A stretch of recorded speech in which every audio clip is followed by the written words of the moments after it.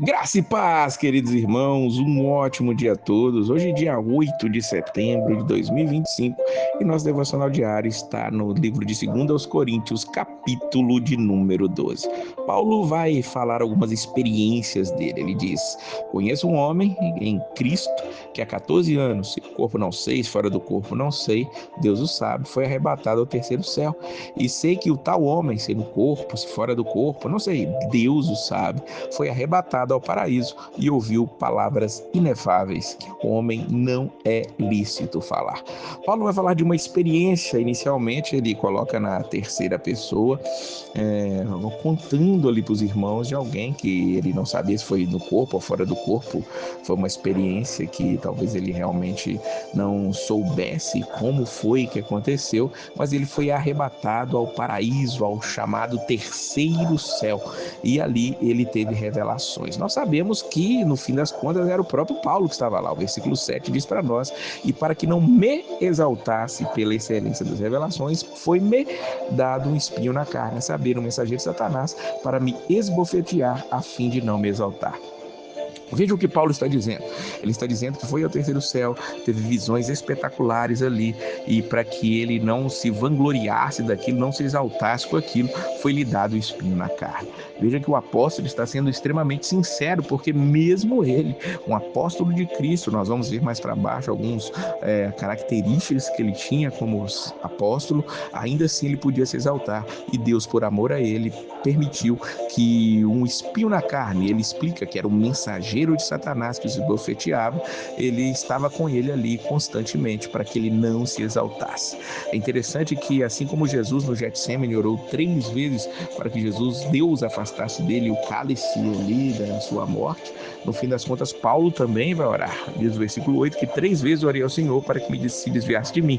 E olha a resposta de Deus para ele: a minha graça te basta, porque o meu poder se aperfeiçoa na fraqueza. E aí Paulo, sabendo que Deus deu essa resposta, ele se gloria ali nas suas fraquezas. Diz o versículo 10: por isso sinto prazer nas fraquezas, nas injúrias, nas necessidades, nas perseguições, nas angústias, por amor de Cristo, porque quando estou fraco, então sou forte. Quando estou fraco, é então que sou forte. Paulo sabia que as fraquezas dele eram fruto de essa possível exaltação, e esse espinho na carne ele fazia com que ele se sentisse enfraquecido, mas era naquele momento que ele estava forte, porque ele sabia que Deus tinha dito para ele: na minha graça te basta. Era tudo que ele precisava, era a graça do Pai.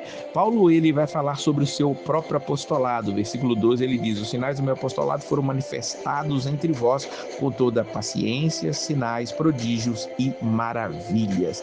Veja que Paulo, ele está ali mais uma vez dentro dessa carta, falando sobre ele ser apóstolo, ser pai daqueles irmãos, ser aquele que fundou, plantou aquela igreja. E ele diz no versículo 13: pois em que tendes vós sido inferiores às outras igrejas, a não ser que eu mesmo vos não fui pesado? Perdoai-me este agravo. Paulo está sendo aqui irônico. Ele está dizendo que a única coisa que aquelas igrejas foram inferiores é que, ou seja, a igreja de Corinto foi inferior às outras, foi que eles não tiveram que ajudar, que está ali sustentando o apóstolo Paulo. Ele já disse aqui em outro capítulo que outras igrejas supriram a necessidade. Ele está dizendo: eu vou ter a terceira vez com vocês. Assim como vocês outras duas, estou indo a terceira vez com vocês. E ele diz algo interessante aqui no versículo 14: pois que não busco o que é vosso, mas sim a vós.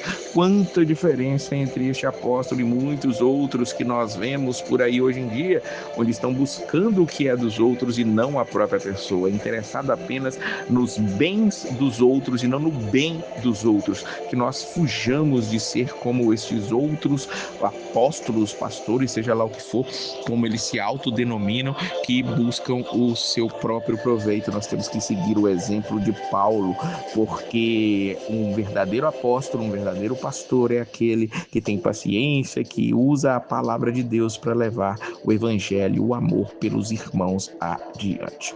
E aí ele vai dizer: eu de muito boa vontade me gastarei, me deixarei gastar pelas vossas almas, ainda que amando-vos cada vez mais seja menos amado. Paulo faz um desabafo aqui nesse versículo 15. Mesmo ele amando mais, ele era menos amado. Mesmo ele se entregando mais, não havia um reconhecimento disso ali naquela igreja. Quantos não passam por isso? Quantos não são reconhecidos? Quantos têm uma vida de oração, de busca, de estudos para poder estar alimentando um rebanho e o rebanho simplesmente não reconhece esse trabalho espiritual da vida do pastor?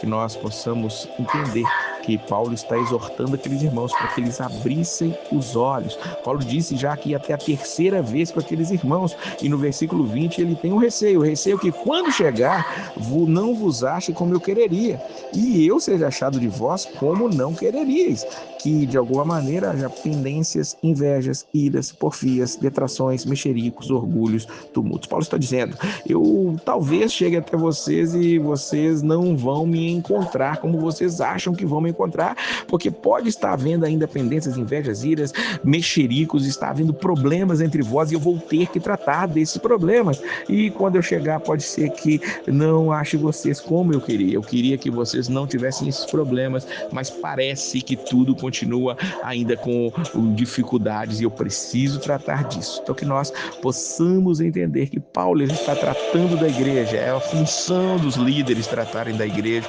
que Paulo amava aqueles irmãos, ele sabia que mesmo que aqueles irmãos amassem ele menos, por a ação que ele teria, ele ainda deixaria se gastar por eles. Que nós possamos ser assim, que nós possamos nos deixar gastar pela vida de outros, porque foi justamente o que Jesus fez. Ele é o exemplo maior, ele esvaziou-se da sua glória para estar conosco e ele deve ser aquele que nos incentiva e nos motiva a seguir adiante.